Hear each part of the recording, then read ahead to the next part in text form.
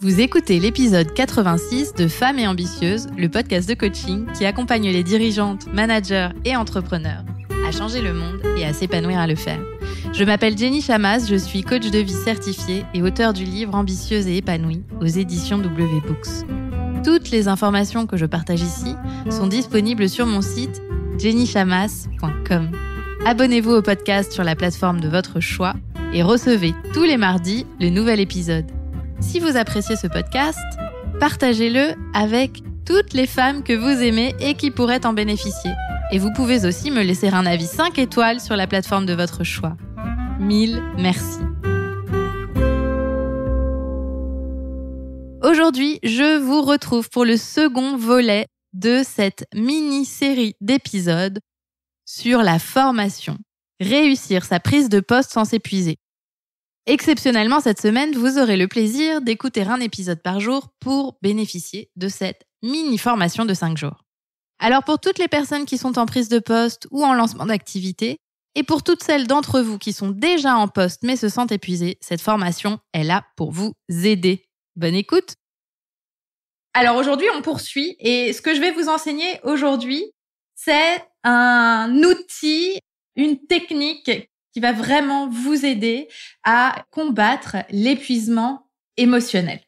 Alors, l'épuisement que l'on ressent parfois, on l'a vu hier, il peut être physique ou il peut être émotionnel. Et lors d'une prise de poste, on va ressentir énormément d'émotions. C'est un peu les montagnes russes émotionnelles.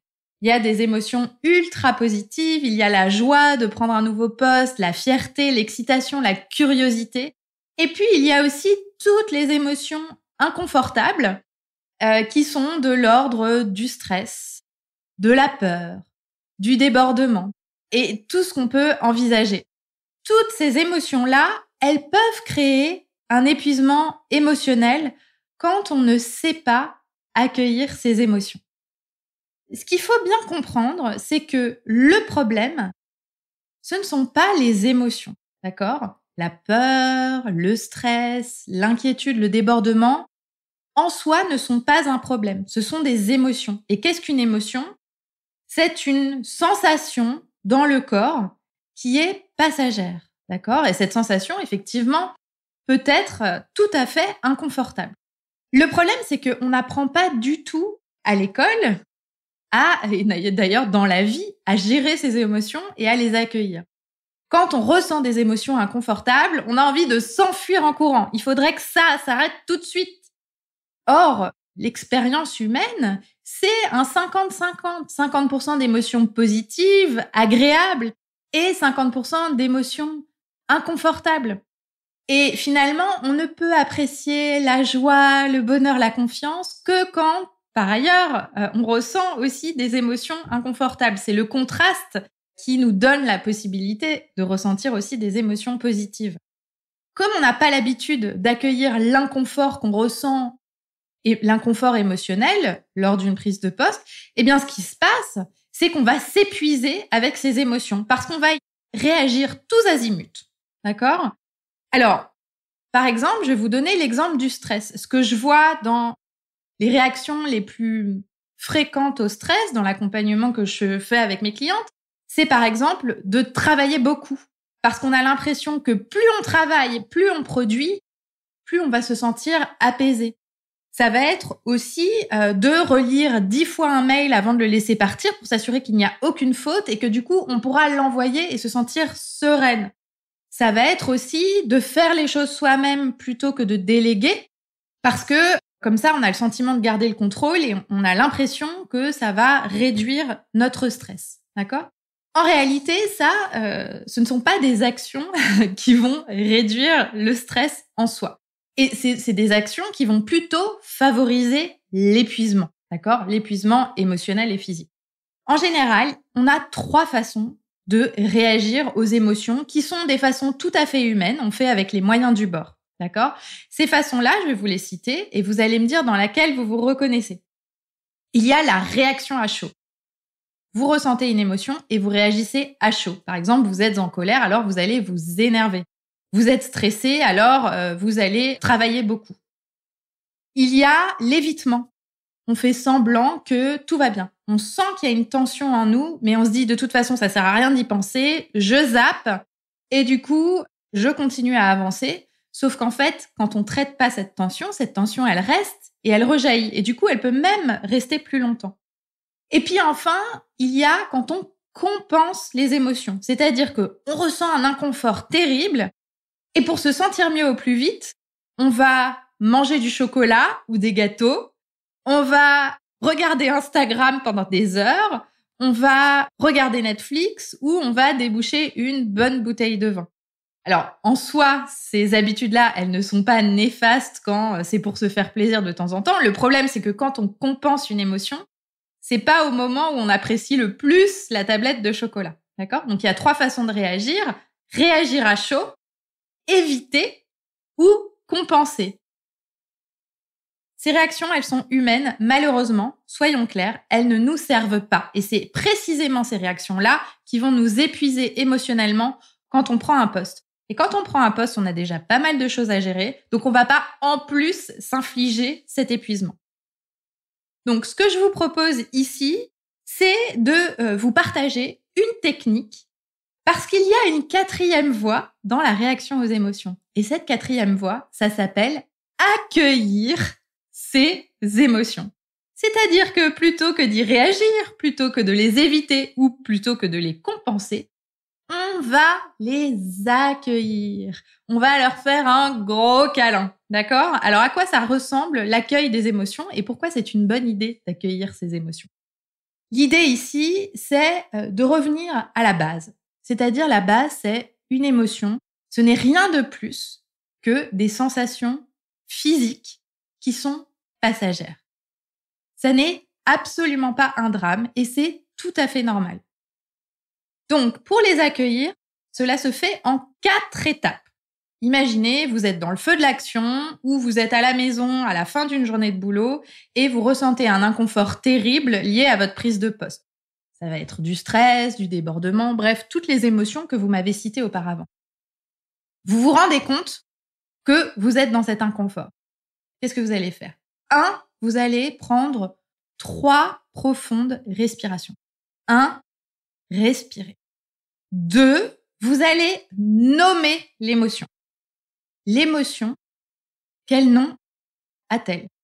Cette partie-là est très importante parce que si vous regardez, vous faites une petite recherche Google, vous allez vous apercevoir qu'on a plus d'1 millier d'émotions dans la palette des émotions et qu'on n'a absolument pas l'habitude de s'intéresser aux différentes nuances de ce qu'on ressent et que maîtriser ce langage émotionnel, mettre des mots sur des sensations physiques, eh bien, c'est vraiment avoir plus de contrôle sur ce qui se passe, mieux le comprendre et quand on comprend mieux quelque chose, on le vit beaucoup mieux.